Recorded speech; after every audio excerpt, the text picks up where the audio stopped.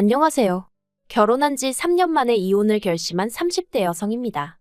제가 원래 남에게 제 이야기를 하는 편이 아니다 보니 지금 어디서부터 어떻게 이야기를 풀어나가야 하나 싶지만 그래도 이 답답한 속을 한번 개워내야 어떤 미련도 남지 않을 것 같아서 이렇게 펜을 들게 되었습니다.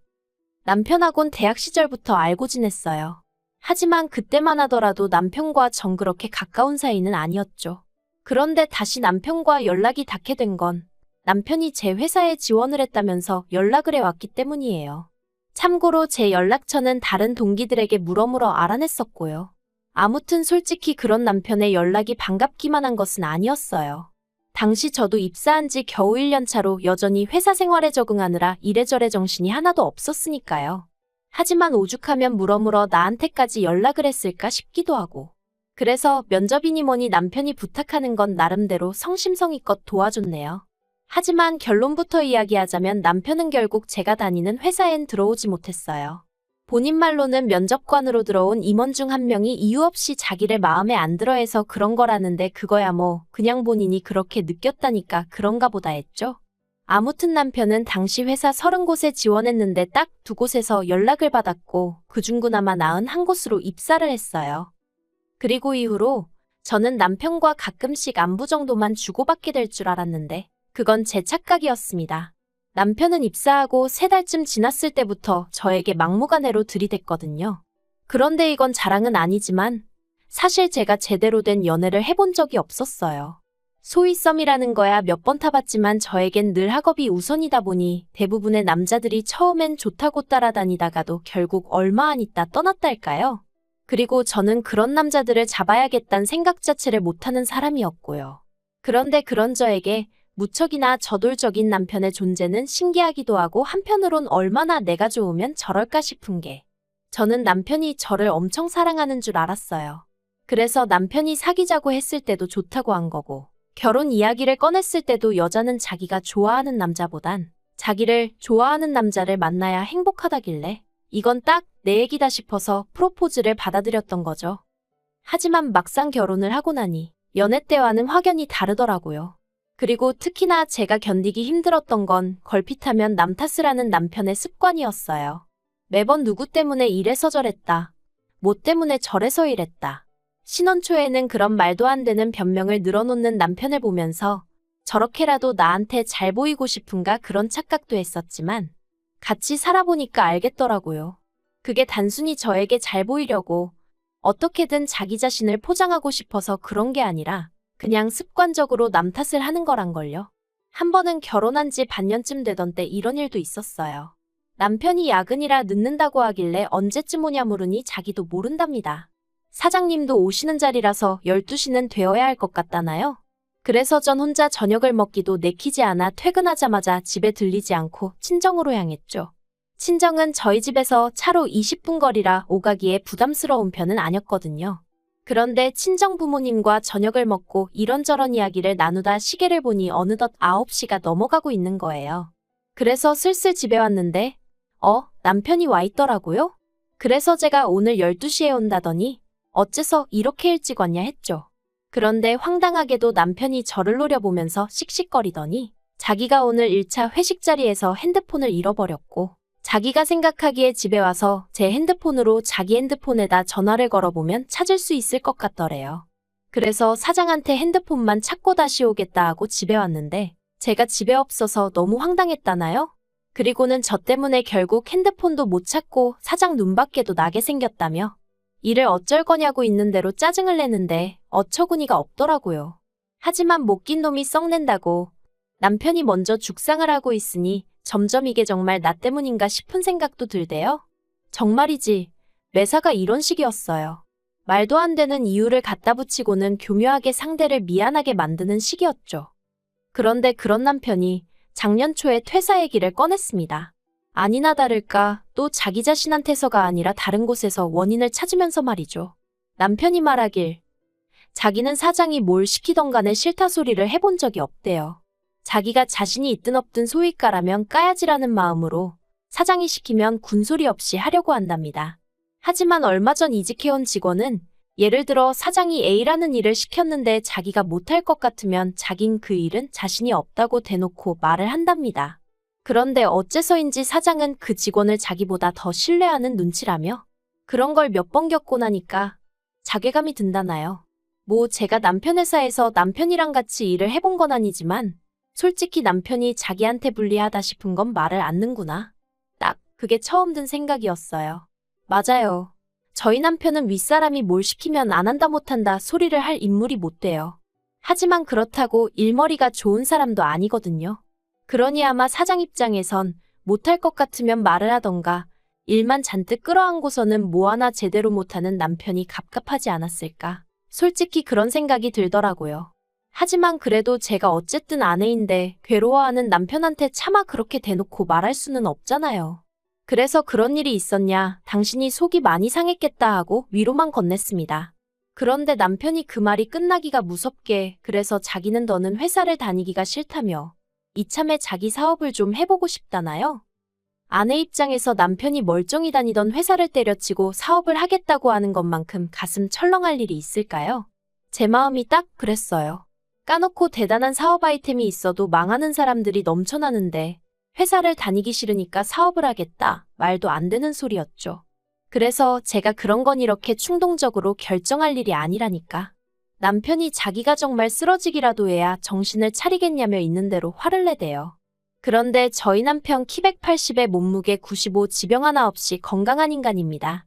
그래서 너무 짜증나서 제가 사람이 그렇게 쉽게 안 쓰러진다고 똑같이 화를 내버렸죠. 하지만 이튿날 평소처럼 출근을 하던 길이었는데 어머님한테 연락이 왔어요.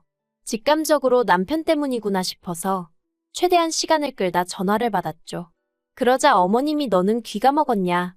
전화 오는지도 모르냐 막말을 하시더니 남자가 사업 좀 하겠다는데 그걸 못하게 하느냐며 아내가 돼서는 내조를 못한다고 화를 내시는 거예요.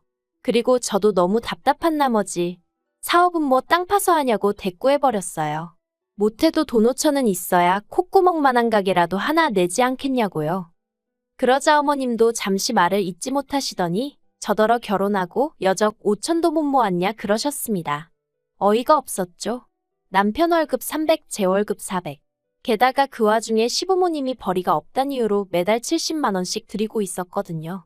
친정부모님께는 똑같이 드리지도 못했어요. 그나마 좀 여유가 있는 달은 30. 못 드리는 달이 허다했죠. 그런데 어머님이 돈을 못 모았냐 하시니 정말 마음 같아선 어머님 때문에 못 모은 거 아니냐고 확 쏘아붙여버렸음 싶더라니까요. 그리고 결국 어머님이 남편 3천 해주시고 남편이 자기 이름으로 대출받아서 작은 카페를 차렸어요. 평소에 커피 마시는 거 돈 아깝다 하고 디저트도 싫어하던 인간이 카페라니. 얼마나 사업이란 걸 우습게 보는지 알만하더라니까요. 게다가 초반엔 손님이 많지도 않았는데 테이블이냐고 7개뿐인 카페에서 아르바이트를 2이나 뽑았더라고요. 그래서 절대로 간섭하지 않겠다고 마음을 먹었던 제가 결국 갑갑함을 이기지 못하고 남편더러 처음엔 당신이다 해봐야 한다고 그래야 가게 돌아가는 상황을 파악할 거 아니냐고 한마디 했네요. 물론 남편은 제 조언을 귓등으로도 안 듣는 눈치였지만요. 남편이 회사는 관뒀지. 옆에서 보고 있자니 카페도 카페대로 저러다간 망하게 생겼지. 그러니 이게 성격이에요. 왜? 성질 급한 사람이 결국 먼저 간다더니 그게 딱 저량에 하는 말일 줄이야. 원래 제가 성질이 급하기도 하고 한번 벌려놓은 일은 어떻게든 책임지고 끝장을 봐야 하거든요. 그래서 결국 어느샌가 제가 투잡 아닌 투잡을 뛰고 있더라고요. 그런데 제가 알아서 잘해주면 남편도 설령 말로 표현은 못하더라도 자기도 노력하는 모습을 보여줄 수도 있는 거 아닌가요? 하지만 저희 남편은 그렇지가 않았습니다. 제가 펑크낸 아르바이트생 대신 일을 하기도 하고 새로 나온 메뉴를 홍보하기도 하고 아무튼 자기가 할 일을 몇 번 대신해줬더니 언젠가부턴 아주 당연하게 여기는 눈치더라니까요. 주말엔 저한테 가게를 맡겨놓고 뭐 볼 일이 있네 급한 일이네 하더니 스크린 골프에 갔다가 걸린 적도 있었죠. 정말이지 그럴 때면 내가 왜 이러고 사나 싶은 게 내 팔자를 내가 들들 볶는구나 싶대요. 그러다 남편하고 대판 싸우고 카페 일에서 손을 떼게 된 계기가 있었으니 작년 늦가을이었어요. 제가 아주 호되게 몸살 감기에 걸려 회사도 못 나가고 정말 손가락 하나 꼼짝하기 힘들더라고요. 남편도 집에서 분명히 제가 끙끙 앓는 걸 보고 들었을 거고요.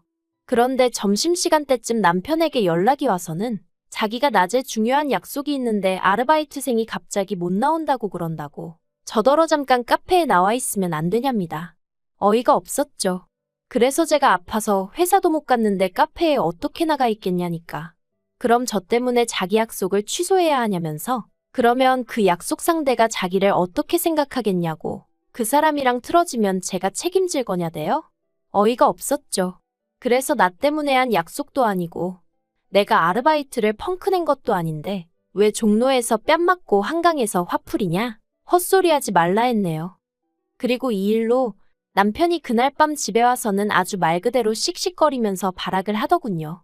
저 때문에 결국 약속은 약속대로 못 지키고 기분이 나빠서 장사도 제대로 못했다면서요.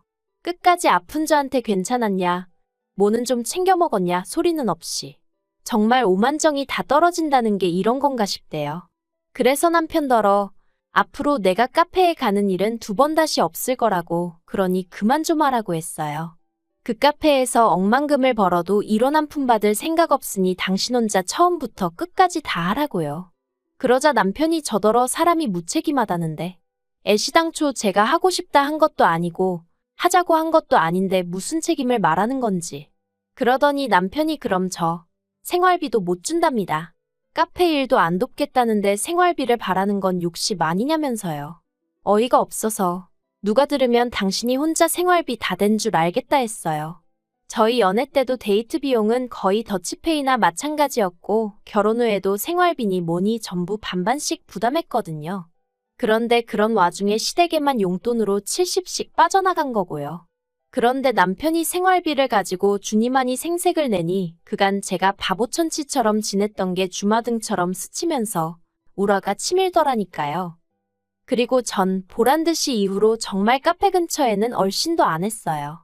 그러니까 남편도 처음엔 오기가 났는지 보란듯이 아르바이트생을 또 뽑고 그러더라고요. 카페가 장사나 잘 되면 말을 하네요. 그나마 저 하나 돈 안 받고 일했으니 자기가 단돈 200이니 300이니 그거라도 들고 갔지. 그런데 이제 인건비가 더 나가니 말은 안 해도 소위 똥줄 타는 게 보이던걸요. 하지만 그러던지 말던지 저는 그런 남편이 괘씸해 아는 채도 안 했습니다.